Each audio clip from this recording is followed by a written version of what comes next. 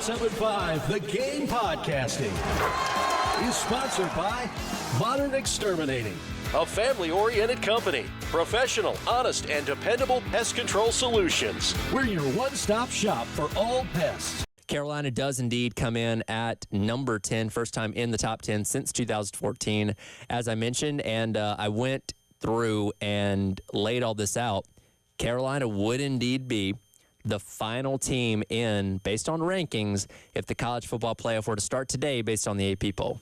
Yeah, it's exactly where you want to be if you're the South Carolina football program. I think you'd be playing Texas, right, Tyler? Yes, it'd be the 7-10 matchup. You will go to Austin, Texas. Right, and that's a fun matchup. I think it's certainly a team you feel like you can beat. Mm-hmm. They're going to be on your SEC rotation next season, right? A little preview of what your schedule looks like. You're not as scared of Arch Manning after seeing him in 1 week as maybe you thought you would be. Right, yeah, definitely. And, I think, I don't know, say what you will about Doak or Campbell State, right? I think they played Doak. DKR. Yeah, DKR, right. So say what you will, but it's loud. I don't know if it's like hard to play in louder. I'm sure it's tough to play in. Any SEC road environment's tough to play in, especially for a playoff game. But I don't know if it's as hard of a draw as, say, going to like Doak Campbell at Florida State or, a better environment per se. But yeah, I don't know. It'd be a fun game, and again, a team that you haven't seen yet because you've been playing Oklahoma in terms of the SEC scheduling. Yeah, two teams fall out of the top 25. Kansas State, who had lost the Week 0 matchup against Iowa State and struggled against North Dakota, had to pull out a last-minute touchdown there to propel them 38-35. And then Boise, who lost to South Florida. They were the number 25 team in the Week 1 poll and fell out, the other day. So the question becomes okay, who is the next team that could likely fall out? The only teams that have losses right now already in the top 25 are Texas, Clemson, Notre Dame, and Alabama. Of course, those teams are all highly ranked. Alabama plummeted all the way down to number 21 after being number 8. I don't think they'll have a problem against UL Monroe this weekend. If they do and lose, then there's a whole other conversation we have to have about Kalen DeBoer and Alabama. But I think they'll be fine this weekend. I feel like the NFL season kind of snuck up on us.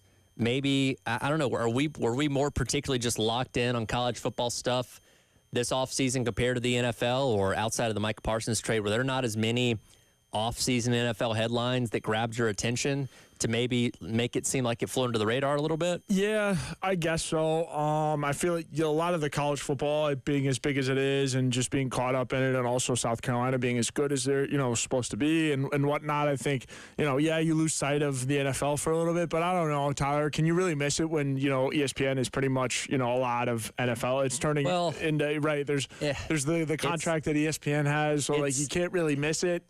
Talking about football in March and stuff. But it's like selective NFL stuff, right? Because I don't. Now I will say, I'll put on NFL Live sometimes and get some good stuff there, but I'm not tuning in to Get Up to get, or the First Take, to get any kind of detailed thought into NFL games, because hey, Shedeur Sanders went 50% completions in his third preseason game. What does this mean for his future? I'm not interested in that kind of stuff, because again, that's not somebody that's starting the season as your starting quarterback, or I didn't tune in yesterday, but I'm sure they opened up talking about, hey, Bill Belichick sucked in his first game in North Carolina.